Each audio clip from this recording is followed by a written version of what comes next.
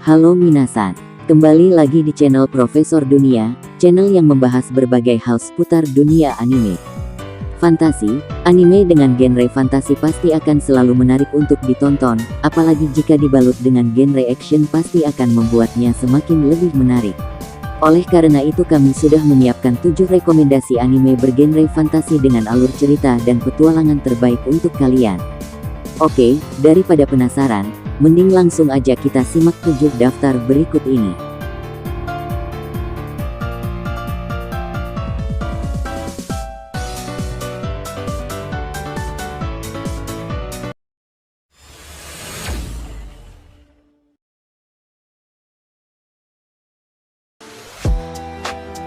Blood and Soul bercerita tentang seorang wanita bernama Alka, ia yang kini berasal dari sebuah klan pedang Tsurugi. Ia kini memiliki tujuan yang tak lain adalah mencari seorang wanita yang telah membunuh tuannya bernama Jin Valel. Ia merupakan wanita iblis yang dapat mengontrol serta mengendalikan energi chaos dan telah membunuh banyak orang. Walaupun Alka sendiri merupakan seorang pembunuh bayaran, namun ia berpikir kalau Jin Valel sangatlah berbeda dengan dirinya. Dalam perjalanannya, ia bertemu dengan 3 wanita aneh lainnya. Masing-masing dari mereka juga menentang keinginan tuannya dan ingin meninggalkan kehidupan yang kelam dan luka dari masa lalu mereka.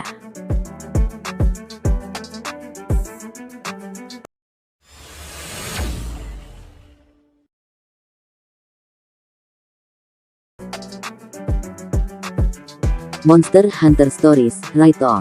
Ini adalah dunia di mana manusia dan monster ada. Mereka yang memburu monster disebut hunter.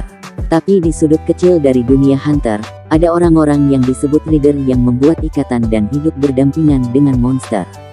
Dengan adanya Kizuna Ishi batu pengikat yang memungkinkan mereka untuk membangkitkan kekuatan tersembunyi di dalam monster, leader hidup dalam kerahasiaan bersama dengan monster mereka. Ryuto, seorang anak muda yang tinggal di desa Rider dari Hakum, bermimpi menjadi leader terbaik di dunia.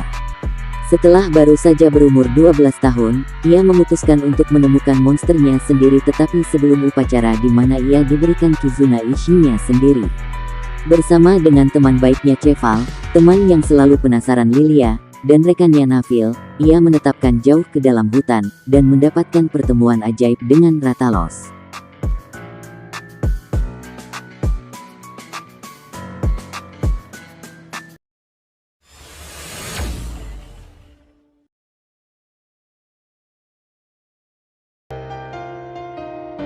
Mayonaka no Occult Koumuin. Arata Miyako hari ini baru saja masuk bekerja di sebuah kantor pemerintahan Departemen Hubungan Regional Malam bagian distrik Shinjuku, Tokyo. Jika dijumlahkan, terdapat 23 departemen yang ada di Tokyo yang dibagi ke beberapa bagian. Awalnya Arata tak mengetahui pekerjaan apa yang akan dilakukannya. Ternyata departemen ini didirikan untuk menyelesaikan masalah yang berkaitan dengan supernatural dan aktivitas paranormal okultisme. Masyarakat biasa menyebutnya dengan makhluk gaib, malaikat, iblis, hantu, yokai, peri, dan lain-lain. Tapi departemen ini, mereka menyebutnya dengan panggilan Another. Setelah menjalani misi pertamanya dengan Seo dan Kyoichi, ada yang membuat mereka terkejut yakni Arata dapat berkomunikasi dengan Another, suatu kemampuan yang sangat spesial yang selama ini tak dimiliki orang lain. Terlebih lagi, ada seorang tengau tua yang memanggil Arata dengan sebutan Abe no Seimei, pengusir setan legendaris pada masa Heian.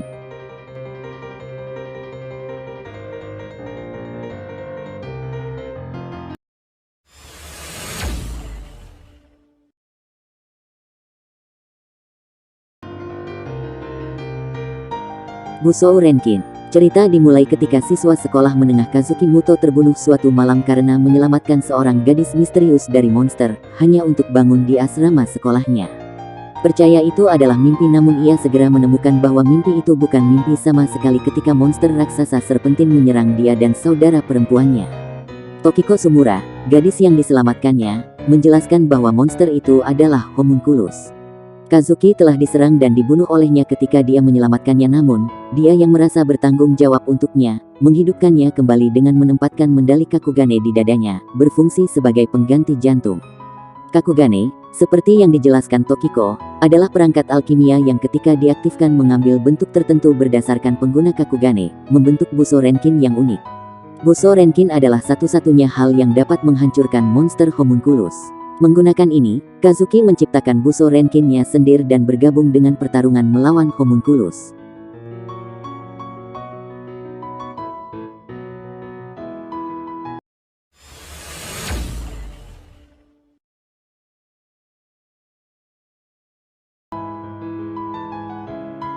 Shoukoku no Altair. Selama bertahun-tahun diktator Turki dan kerajaan Balkrein bermusuhan satu sama lain.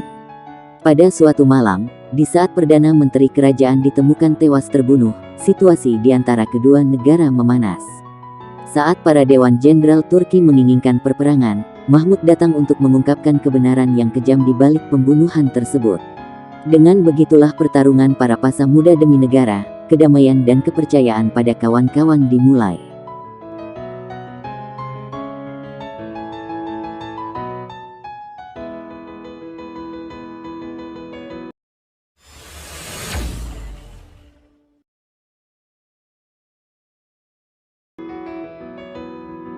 Kyokai no Kanata bercerita tentang seorang siswa SMA biasa bernama Akihito Kanbara. Mungkin jika dilihat sekilas tidak ada yang menonjol darinya seperti kebanyakan siswa biasa, dan ia juga tidak suka untuk mencampuri urusan orang lain.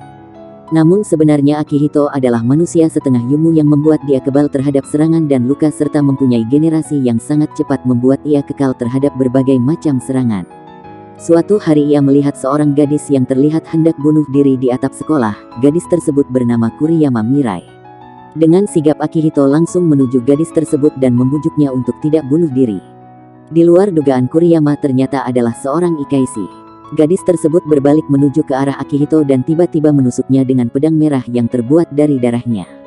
Namun Kuriyama terkejut karena kekuatan generasi Akihito yang sangat cepat yang membuatnya selamat dari kejadian tersebut. Sejak dari itu Kuriyama kini menjadi stalker Akihito dan membuatnya menjadi tempat latihan yang ganas. Disinilah kehidupan Akihito diganggu oleh Kuriyama dimulai dengan takdir yang membuat mereka terseret masalah yang lebih besar karena masa lalu mereka.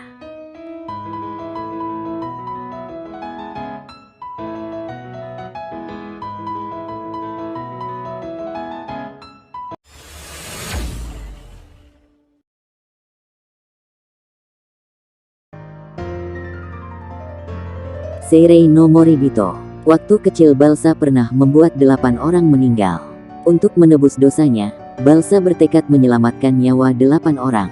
Tapi Balsa tak pernah menyangka orang ke-8 yang harus dia selamatkan adalah Chagum, pangeran kerajaan Yogo Mikado. Chagum adalah pangeran baik hati dan berhati mulia yang disayangi raja dan seluruh penduduk. Tapi ketika Chagum dirasuki roh air, kehidupan Chagum berbalik 180 derajat. Ratu menduga pendeta istana ingin membunuh anaknya. Ratu kemudian meminta Balsa, seorang bodyguard sewaan, untuk membawa anaknya kemanapun dia mau asalkan Balsa bisa menjaga hidup Chagum. Ratu membakar istana untuk membuat kesan Chagum telah mati terbakar. Balsa setuju menyelamatkan hidup pangeran. Tapi kemudian rahasia kelam terungkap bahwa pihak pendeta istanalah yang ingin menyelamatkan pangeran, dan raja sendirilah pihak yang ingin membunuh pangeran Chagum. Diikat sumpah setia pada ratu dan janji penebusan dosa, Balsa harus berhadapan dengan pembunuh-pembunuh dari istana.